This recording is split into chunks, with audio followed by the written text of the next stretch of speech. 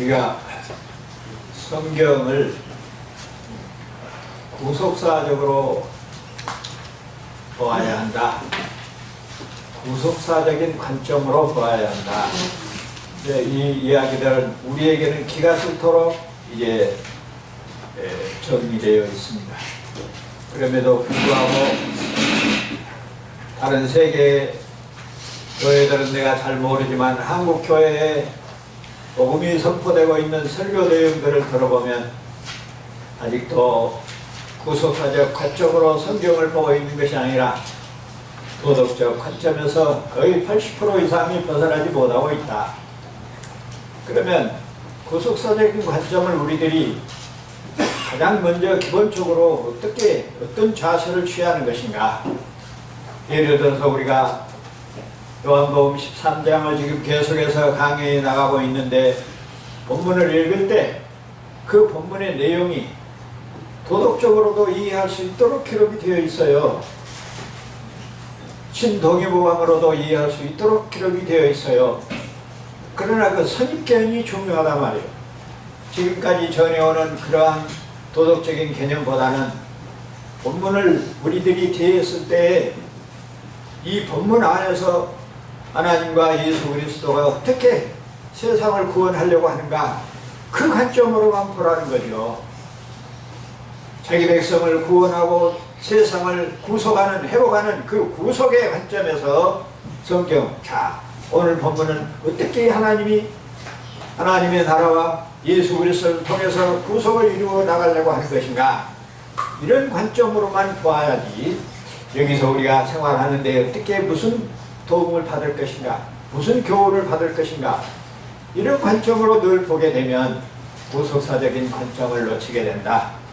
그래서 우리가 13장 처음에 예수님이 제자들을 발을 씻는 내용을 봤을 때도 계속 보면은 예수님이 발을 씻으면서 봉사하고 희생하고 있는 것을 보면 우리가 도덕적으로 충분히 교훈을 뽑아낼 수가 있죠.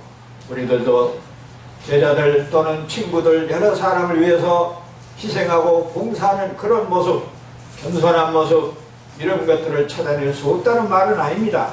그러나 그것을 기록하고 그것을 독적으로 성경이 기록된 것이 아니라고 하는 거예요. 그런데 그 전체적으로 쭉 보면 우리들이 성경을 항상 볼 때 먼저는 문자적으로 이해하는 것이 좋지만 발을 씻는 내용과 여러 가지 의미 중에 예수님이 하신 말씀 중에 너희들이 목욕을 했으니까 더 이상 목욕할 필요는 없고 손발을 씻는 것으로 족하다. 사실상 이 말씀의 핵심이거든요. 그러면 몸을 씻었다는 말이 무슨 말이고 손발을 씻는다는 말이 무슨 말인가. 이미 설명을 했던 것처럼 몸을 씻는 것은 원죄를 해결하는 것이고 예수를 그리스도로 믿는 그 믿음으로 말미암아 아담의 후손에서 그리스도의 후손으로 옮겨졌다는 이야기. 그 일은 이미 이루어졌으나 그래도 아무리 우리들이 구원받은 백성이라 할지라도 완성체는 아니라 육신을 입고 있는 한은 이 세상을 떠나기 전에 늘 도덕적이고 자범적인 죄를 짓게 되어 있으니 늘 자성하고 성찰하고 일일삼성이란 말도 있지 않아요. 그래서 늘 자신을 돌아보고 도덕적으로도 청결함을 늘 유지해야 된다. 그런 이야기를 하면서 몸과 손발을 씻은 너희는 어쩐다? 빛의 자녀라, 하나님의 백성이라. 그러나 다는 아니라. 특히 12 제자 중에 가룟 유다 한 사람을 지목하면서 다는 아니다 라고 말을 하면서 괴로워하고 슬퍼하고 고통을 느낀 것을 우리가 지난 시간에 쭉 살펴봐서 그렇게 괴로워하고 고통을 받는 것은 단순히 가룟 유다 한 사람이 아니고 가룟 유다는 모든 불신자들, 예수 그리스도를 구주로 구속주로 모시지 못한 그런 사람들의 대표적인 성격으로 가룟 유다를 통해서 자기 백성들의 죄에 대한 책임을 스스로 느끼고 고통스러워하는 것도 우리들이 잘 보았습니다. 그래서 이제 그런 구속의 역사적인 그런 차원에서 구속사적인 관점에서 그 본문을 이해하려고 예를 쓰는 것이 그런 그러니까 구속사적인 관점이라고 하는 것이 어려운 것이 없죠. 특별한 방법이 있는 것이 아니에요. 그 본문에서 어떻게 하나님이 세상을 구원하고 하나님의 나라를 이루어 나가는가, 그 관점으로만 보려고 찾으려고 애를 쓰면 된다는 이야기를 먼저 말씀을 드리고, 또 성경에도 그런저런 제목들이 있지만은 지난 시간에 우리가 가룟 유다의 배신, 가룟 유다의 예수님을 팔려고 하는 그런 배신에 대한 예고 또는 예언, 그런 내용이 단순한 예언이 아니고 그 결과가 어떻게 나타나는가, 결국은 예수님이 십자가에 못 박혀 죽는 일로 나타나거든요. 그러면 그 일은 무슨 일인가? 자기 백성을 구원하는 일이고, 그 역사적인 배경이 유월절 어린 양을 드리는 유월절이라. 그래서 유대인들의 마지막 절기에 가룟 유다를 통하여 나를 팔 자가 있다고 말하고 있는 것은 곧 자기 스스로가 어린 양이 되는 그런 일을 하고 있다고 하는 사실로 우리가 구속사적인 관점으로 풀이를 해내야 된다 하는 이야기. 물론 가룟 유다처럼 배신하고 살면 안 되고, 하나님을 배신하면 나중에 못 매달아 죽는 심판을 받게 되고, 그런 의미가 전혀 없는 것은 아니라, 그걸 목표로 기록한 것은 아니다. 거기까지 가면 좋은데 거기까지 오히려 가지도 못하고 사람들끼리라도 믿음이 있어야 살고 배신하면 안 된다, 그런 도덕적인 개념으로 끝나면 안 될 것이다. 근데 이제 지난 시간에 우리가 계속 하다가 26절까지 하다가 끝나고 오늘 27절부터 몇 절 안 남았는데 27절을 보면 이렇게 되어 있어요. 그리고 그 빵 조각을 받은 후에 그 사탄이 그 안으로 들어갔다. 그때 예수님께서 그에게 네가 하려고 한 일을 속히 하라고 말씀을 하셨다. 그럼 여기서 뭐 적신이 찍리하는 이야기는 지난 시간에 했으니까, 자, 예수님이 가룟 유다에게 빵을 줬는데 그 빵을 주는 순간이 어땠어요? 사탄이 가룟 유다에게 들어갔다. 물론 그 전부터 가룟 유다를 사탄이 지배하고 있었던 것은 사실이지만은 여기에 사탄이 가룟 유다 안으로 들어갔다는 의미는 어째요? 이제 예수님을 어린 양으로 보내기 위해서 일을 시작하게 되었다는 이야기지, 그전에는 사탄하고 아무런 관계가 없다가 지금 들어갔다고 그렇게 보면 안 돼요. 왜냐 그러면 우리가 앞뒤 문맥을 보지 않고 이 부분만 보면은 그렇게 생각할 수가 있죠.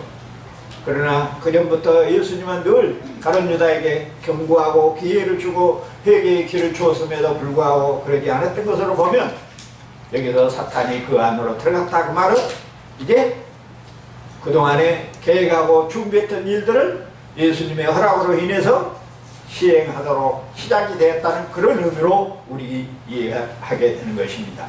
자, 그 안에 들어갔어요. 예수님께서 네가 하려고 하는 일을 속히 해라. 예수님은 자기 자신이 아버지 하나님의 뜻을 이루어 드리고 영광을 드러내기 위해서 스스로 십자가에 질 수 있도록 사탄과 그 종들에게 허락하고 있는 모습이 바로 이 27절의 내용입니다. 스스로 어린 양을 준비하는 모습이에요. 유대인의 유월절에 자기 자신을 유월절의 어린 양으로 준비하시고 허락하신 내용이에요. 우리가 이 본문도 구속사적으로 보지 못하면 어떻게 그렇게 이야기할 수가 있겠어요? 지금 사탄이 가룟 유다를 통해서 예수님을 배신하고 예수님이 안 죽어도 되는데 죽게 만드는 거예요. 예수님이 십자가에 못 박혀 죽고 부활해서 자기 백성을 구원하는 일은 창세전에 예정된 일입니다. 그런 역사적인 구속의 역사를 쑥 이해하지를 못하면 오늘 본문만을 보면은 단순히 가룟 유다가 나쁜 놈이죠. 그런 나쁜 놈으로 도덕적으로 아주 불쾌한 사람으로만 이해할 수 있겠지만은 도덕적으로 보면 그래요. 그러나 구속사적인 관점으로 보면은 가룟 유다는 오히려 불쌍한 사람이죠. 유기된 사람이에요. 나와 여러분의 구속을 이루기 위해서 예수 그리스도의 사역을 엑스트라로 아주 부정적으로 사용되는 옛날 사울왕처럼. 그러니까 여기에서도 보면은 자, 하나님의 뜻을 따라 사는 모든 백성들을 활용할 뿐만 아니라 구속의 사역에는 반드시 하늘에 있는 것이나 땅에 있는 것이나 물속에 있는 것이나 사용하지 않는 것이 없다고 하는 사실을 우리들이 분명히 해야 돼요. 이런 기본적인 원리를 우리들이 잘 이해하고 있으면 가룟 유다에게 네가 하는 일을 속히 하라고 하는 일을 말씀을 명령을 하고 있는 것을 보면 역시 가룟 유다도 긍정적은 아니지만 부정적으로 예수 그리스도의 구속 사역에 뭐하고 있어요? 활용되고 있어요. 사용되고 있어요. 예수 그리스도의 구속과 하나님의 나라를 역사 안에서 이루어 나가실 때 하나님은 나와 여러분처럼 택한 백성만 사용하신 것이 아니고 자기가 창조하신 모든 피조물을 다 사용하십니다. 우리가 아는 대로 가나 혼인잔치, 요한복음에 나와 있는 내용만 쭉 살펴봐도 가나 혼인잔치도 구속사역에 사용되는 하나의 사건이고, 문둥병자도 중풍병자도 백부장의 하인과 나인성 과부의 아들도 또 야이로의 딸과 바다의 물고기와 풍랑 어린 양과 같은 짐승도 38년 된 병자도 죽었던 나사로도 귀신 들린 돼지떼도 음행하다가 걸린 여자도 공중에 나는 새들과 들판에 핀 백합화도 심지어는 오늘 본문에 나타나는 사탄과 그 종들에게까지라도 우리를 구원하기 위하여 예수 그리스도의 구속사역에 사용되고 있다는 이야기입니다. 이런 폭넓은 하나님의 사역을 이해하지 못하면 양쪽으로 편을 갈라서 너희는 나쁜 놈, 우리는 선한 놈, 도덕적 개념이죠. 하나님은 단순한 도덕적 개념으로 성경을 기록하고 있는 것이 아니고 구속의 역사를 어떻게 이루어 나가는가, 무엇을 이용해서 구속의 역사를 이루어 나가고 있는가, 그것을 우리로 하여금 이해하기 위해서 우리가 어떻게 하나님의 나라에 동참하고 봉사할 수 있는가를 계시하고 가르치는 내용일 것입니다. 자, 그래서 하늘에 있는 것이나 땅에 있는 것이나 모든 것을 하나님이 구속사역에 활용한다 하는 사실을 정리하고, 그렇다면 오 주여, 부족하지만은 우리를 사용해서 주님의 뜻을 속히 이루도록 하소서. 예수님이 자기가 어린 양이 되도록 허락하고 있는 것은 하나님의 영광을 위해서라. 그 지난 시간에 우리가 정리를 했죠. 하나님의 영광이 뭔가? 예수 그리스도가 십자가에 못 박혀 죽으시고 부활하시는 일이라. 왜? 그 일이 자기 백성을 구원하는 일이기 때문에. 그 일이 없고는 구원이 없습니다. 예수 그리스도의 어린 양의 죽음이 없고는, 하나님의 제단의 어린 양의 피를 뿌림이 없고는 우리의 죄를 속할 길이 없고, 그가 부활하지 않고는 우리들이 중생하고 새 생명을 얻는 새로운 피조물이 될 수 있는 길이 없어요. 그래서 물론 결론적으로 적용되는 의미로 하나님의 영광이 뭐냐? 하나님의 백성들이 하나님의 뜻을 따라 사는 것이다, 이렇게 말할 수도 있는 것은 원천적으로 예수 그리스도의 죽고 부활함의 그 능력으로, 그 은혜로 우리가 하나님의 뜻을 따라 살도록 되어 있는 것이지, 우리가 영리하고 의지가 강하고 배움이 많아서 그런 일을 할 수 있는 것이 아니라는 사실을 정리해 볼 때에 우리가 이 시간에도 다시 하나님의 영광이 뭔가 한 것을 잘 정리하시기를 바랍니다. 28절로 29절을 보겠습니다. 같이 연결되어 있는 내용이기 때문에, 그러나 식사 자리에 앉아있는 사람들 중에 그에게 무엇을 말씀하셨는지 아는 이가 아무도 없었다.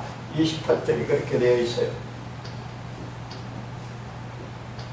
제가 번역을 해오면서 가끔 가능하면은 헬라어 원문을 충실히 직역하려고 애를 쓰고 있기 때문에 우리말 성경과 어떻게 비교가 되는지 참고하시기 바랍니다. 어떤 이들은 29절 봅니다. 어떤 이들은 유다가 통계를 맡고 있었기 때문에 예수님께서 그에게 명절에 우리가 쓸 것들을 사라고 말씀하셨거나 또는 가난한 사람들에게 무엇을 주라고 말씀하신 것으로 생각을 했습니다. 자, 그러니까 28절에 아는 사람이 다 아무도 없어요. 지난 시간에도 말씀을 드린 기억이 납니다만은 가룟 유다가 통계를 맡을 정도면은 처음부터 배반할 생각을 가지고 있었던 것은 아닌 것 같고, 그만큼 많은 제자들 중에서도 회개 받고 신임을 받은 그런 사람이었을지도 모릅니다. 물론 우리가 하나님이 하시는 일을 모두 다 알 수는 없습니다. 앞에서 언급한 대로 주는 자와 받는 자 외에는 아무도 알 수가 없다. 무엇이? 은혜가, 특히 은혜가. 우리가 눈에 보이는 여러 가지 행동들은 주고받는 것은 알 수 있지만 하나님과의 관계에서 은혜를 받는 일은 눈에 보이지 않는 일이라 주는 자와 받는 자 외에는 알 수가 없다. 예수님의 품에 있었던 자가 누구예요? 예수님의 사랑을 받은 자라고 말했고, 그가 품에서 무엇을 해요? 주님과 대화를 한 것을 우리가 알 수 있고, 분명히 대화를 했음에도 불구하고 옆에 있는 사람들이 알지를 못했던 것은 단순한 대화가 아니라 하나님과의 대화는 기도라. 사람끼리 하는 대화하고는 내용이 다르죠. 종류가 달라요. 여기에 지금 지난 시간에 예수님 품에 있는 사람을 사도 요한이라고 설명을 했죠. 사도 요한이 예수님과 대화를 나눈 일은 우리들이 포괄적으로 봤을 때 하나님께 기도하는 일이죠. 하나님의 뜻을 묻는 일이에요. 그래서 예수님이 그 뜻을 주저하고 있었던 것이 아니고 곧바로 말씀을 하셨죠. 내가 땀을 띄워주는 자가 그라. 그렇게 했음에도 불구하고 옆에 있는 사람들이 아무도 알지 못했다는 것은 바로 왜 그랬을까? 왜 몰랐을까? 분명히 주고받고 말을 했음에도 불구하고 은혜라고 하는 것은 그런 것이구나. 기도의 응답이라는 것은 그런 것이구나. 아무리 우리가 알게 모르게 기도를 해도 그 기도의 응답에 대해서는 주고받는 자만 하는 일이지 그 누구도 알 수 없는 일이라. 똑같은 현상을 보고도 이 사람은 이렇게 해석하고 저 사람은 저렇게 해석하지만은 왜? 받은 은혜가 달라서. 비록 아까도 여러분들이 기도를 그렇게 했습니다만은 우리 주변에 많은 사건들이 벌어집니다. 어쩌면 견디기 힘들 정도로 아픔이 있습니다. 그럼에도 불구하고 그것을 복으로 받아들이는 백성들이 있는가 하면 그것을 하나님이 나를 저주하는 일로 받아들이는 경우가 있다고 생각할 때 얼마나 큰 차이가 있는가. 왜 그런가? 믿음의 경지가 달라서 그럴 수밖에 없다. 그래서 이 시간에 원하기는 하나님 사랑하는 연합교회 성도들에게는 사도 바울이 사도 요한이 예수님께 받은 응답처럼 모두들 응답받고 하나님의 말씀과 되어지는 모든 일들이 나를 복되게 하는 일인 것을 깨닫게 하여 주시옵소서. 아멘. 여러분들이 나를 위하여 기도한 것처럼 감히 이 시간에 부족한 종이 여러분을 위하여 주님께 간구하는 바입니다. 그래서 성경은 말합니다. 귀 있는 자는 들을지어다. 물론 들을 귀가 있다 할지라도 때가 되지 않으면 들을 수가 없죠. 보아도 알 수가 없습니다. 여기 제자들도 마찬가지입니다. 지금은 알 수 없었지만 나중에 알 수 있고, 예수님께서도 말씀하실 때 너희가 지금은 알지 못해도 성령이 역사하고 성령이 강림하면 그때는 알게 될 것이라는 말씀을 했습니다. 나와 여러분이 혹시 이 시간에 부족한 종이 말씀을 선포하고 있을 때도 이해가 되지 않고 저 소리가 무슨 소린가 하고 귓가로 흘러갈 수도 있습니다. 그러나 그 분명한 그 말씀이 주님의 뜻이고 주님의 선언이라면 언젠가는 여러분의 심령의 씨앗으로 남아서 가지가 피우고 꽃이 피우고 열매가 되어 아멘으로 하다가는 그날이 올 줄로 믿습니다.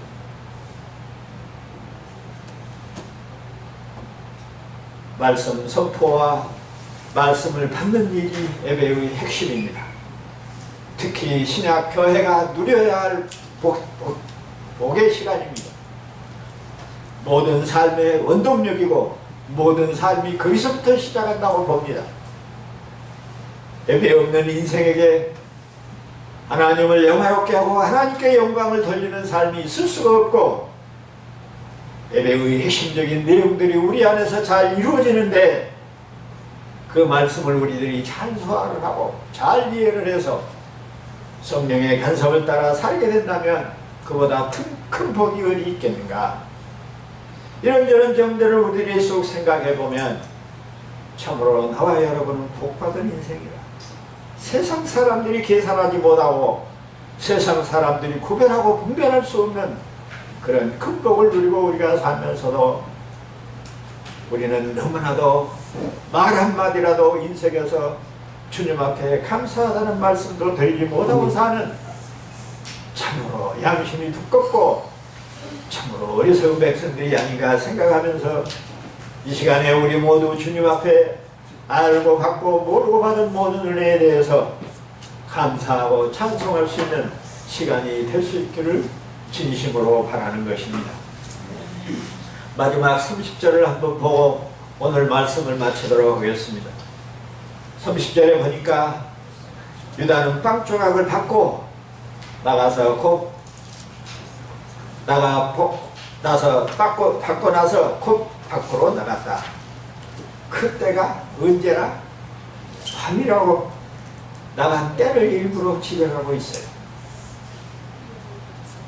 앞에서도 예수님이 속히 하라는 말을 생각해 보면 왜 속히 해요? 주님의 뜻을 알고 주님의 명령을 받고 하나님의 뜻을 따라 사는 일은 뒤로 미룰 수 있는 일이 아니라 가룟 유다에게 지시하는 일은 어떤 면으로 부정적인 일이지만 거꾸로 우리들이 긍정적으로 우리에게 하신 말씀으로 받았다면 하나님의 뜻을 알고 성령의 간섭을 받았을 때 우리가 주저할 시간이 없어요. 속히 해야 된다는 사실을 우리에게 교훈하고 있습니다. 교훈이라고 해서 도덕적인 교훈이 아니고 하나님 나라와 구속의 역사에 동참할 수 있는 그런 교훈인 것을 말하고 있는 것입니다. 제자들은 빛대신 예수님과 함께 있었습니다.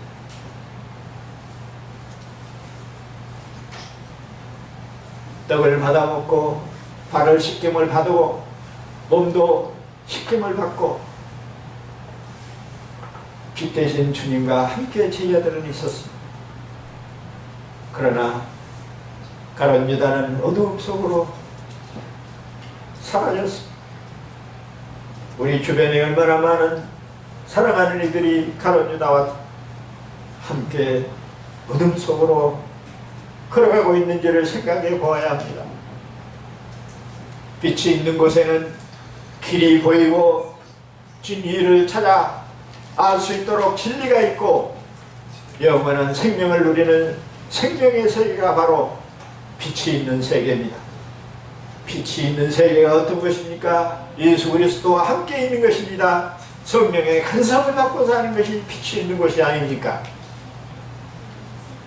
어두움은 악의 세계이며 사탄이 일하기 좋은 곳입니다. 그래서 사실상 세상의 여러 가지 범죄들도 낮에보다는 밤에 많이 일어납니다. 그래서 밤길을 조심해야 한다는 속담이 나올 정도로 사탄의 일하는 시간이 오늘 본문에 가룟 유다가 떠난 때가 언제나 밤이라. 사탄이 일하는 때와 사탄의 종들이 활동하는 때를 잘 가르쳐주고 있습니다.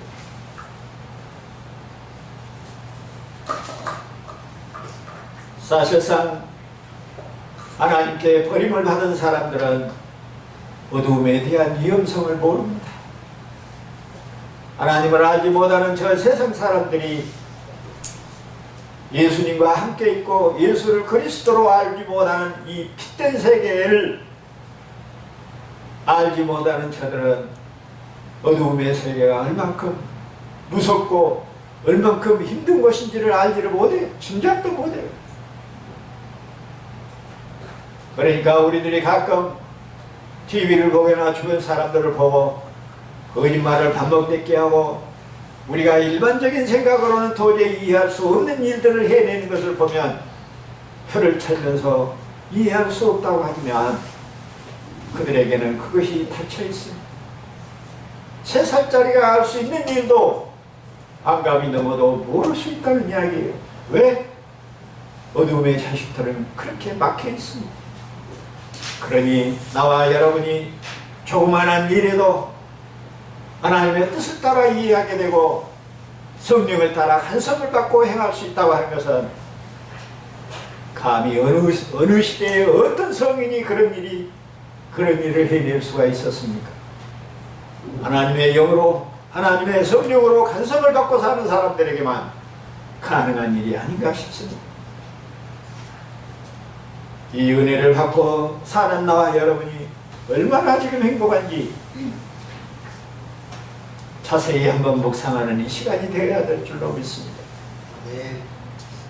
사랑하는 광주요나교회 성도 여러분, 가라운 유다는 어둠 속으로 사라졌지만은 나와 여러분은 빛의 자녀로 빛 가운데서 생명을 누리고 살게 되었습니다. 이 은혜가 나와 여러분뿐만 아니라 우리의 부모와 형제와 남편과 아내와 자식들에게 그리고 자손 대대로 이 은혜가 끝쳐지지 않고 천대만대까지 이어지도록 성부와 성자와 성령의 이름으로 축원합니다. 아멘. 기도하겠습니다. 거룩하신 아버지, 우리가 세상에 없는 복을 받고도 감사를 할 줄 모르고 찬양할 줄 모르는 어둔한 자녀들입니다. 그럼에도 불구하고 오늘 본문을 통하여 다시 상기시키시고 감사와 찬송을 누리게 하신 아버지, 사랑하는 우리의 부모와 형제와 남편과 아내와 자식들 자손 대대로 빛의 자녀가 되게 하여 주시옵소서. 예수님 이름으로 기도하옵나이다. 아멘.